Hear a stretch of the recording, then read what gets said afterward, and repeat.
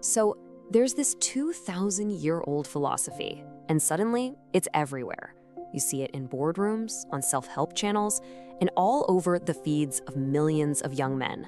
So what is going on here? We are, of course, talking about Stoicism, and its big comeback is right at the center of a really fascinating cultural battle. And that's Ryan Holiday. He's probably the biggest name in modern Stoicism, and this quote, it really gets to the heart of why this is all happening. What he's saying is that a lot of young men are grabbing on to this ancient philosophy because it's filling a huge void. It's giving them a roadmap for a meaningful life when it feels like nobody else is. And you've definitely seen the packaging online. It's so familiar, right? The clickbait titles, the aggressive thumbnails with these really stern-looking dudes, and all these promises of ultimate self-control. It's this whole aesthetic that's super powerful. And yeah, it's drawn in millions. But it's also become a total lightning rod for criticism. And that brings us to the central conflict here. Because just beneath the surface of all those viral videos, there is a Stoic culture war brewing. You've got two completely different ideas fighting over the exact same ancient name. Okay, so this is where you can see the two camps just completely split. On one side, you've got what critics are calling Bro-icism, or lowercase Stoicism. It's often tied to figures like Andrew Tate. And this version, it's all about emotional repression and this intense hyper-individualism. But then on the other side, you have Ryan Holiday and others who are pushing for an authentic Stoicism, one that's focused on emotional regulation and a serious commitment to the community, or what the ancients called the common good. And wow, Holiday does not pull any punches. He is directly calling out figures like Tate, saying they've completely twisted the philosophy's core ideas. I mean, this quote alone just shows you how hard he's trying to separate real Stoicism from this, callous, self-serving worldview. So all this fighting brings up a massive question. What is the real deal with emotions and Stoicism? To figure that out, we've got to cut through all the noise of the modern culture war and just go straight to the source. Let's see what the ancients actually said. And what you find is honestly incredibly smart. The ancient Stoics didn't just say, hey, don't feel things. No.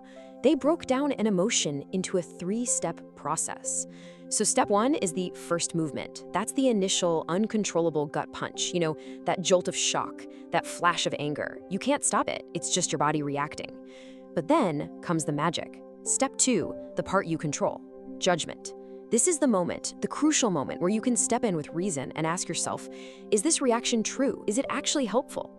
Because if you don't, if you just let that initial reaction run wild, you get step 3, a destructive, runaway emotion that just completely takes over.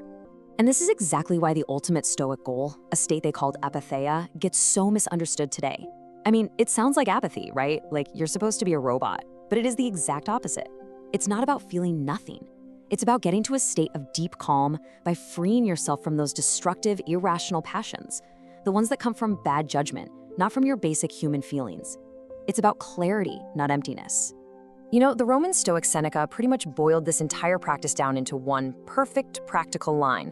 The greatest remedy for anger is delay. Just think about that for a second. That delay, that tiny little pause between the initial spark and your final reaction, that is where the entire philosophy lives and breathes. It's the space you create for reason to jump in. But getting this wrong, mistaking a lack of feeling for self-control, it's not just some philosophical oopsie. It can have serious, real-world consequences. This is where what should be emotional management can get twisted into something way, way darker, emotional amputation. So let me just ask you straight up, what happens when someone actually thinks being numb is the same as being strong? When they believe that not feeling anything at all is the ultimate prize? Well, it turns out there's a clinical term for this exact thing, alexithymia. It's described as a kind of inner blindness, the inability to even know what you're feeling. And that's the real danger here. From the outside, it can look just like that emotionless ideal that a misunderstood Stoicism seems to promise. And check out this personal story from a Reddit user. It's incredibly powerful. He found Stoicism as a teenager and thought, yes, this explains it, thinking it validated his emotional numbness. But later on, he realized he was actually experiencing alexithymia. It's such a sobering story about how a philosophy of self-awareness can get twisted into a justification for being totally disconnected from yourself. Okay, so This brings us to the final and most important choice. This whole battle for Stoicism is really a battle over what it even means to be strong. It's about finding that path where you can reject being fragile without becoming cold and callous. A recent survey of young American men gives us a really interesting clue about today's priorities. When they were asked what it means to be a man, almost half said providing for your family. That's number one, by a lot. But look down at the bottom, protecting your community and public service are way down the list. The focus is almost entirely on your own little circle, not that bigger common good that someone like Marcus Aurelius wrote about over and over again. Now, contrast that with this vision of masculinity from former Congressman Adam Kinzinger, which Ryan Holiday often points to. Notice the difference? It includes being in touch with your emotions and fighting for something larger than yourself. It's a direct challenge to both the hyper-individualist model and the purely emotionless one. So really, the big takeaway from Holiday's interpretation is this. Authentic Stoicism gives you a third option. It rejects these modern extremes that try to tell you that you either have to be a fragile snowflake or a callous asshole. True Stoicism, he argues, is about building resilience while at the same time deepening your compassion and your sense of duty to everyone else. And that really leaves us with one final question to think about. At the end of the day, what is real strength? Is it just building this unbreakable shield to hide behind so you never have to feel a single thing? Or is it having the courage and the wisdom to understand your own feelings and then use that knowledge to do good in the world?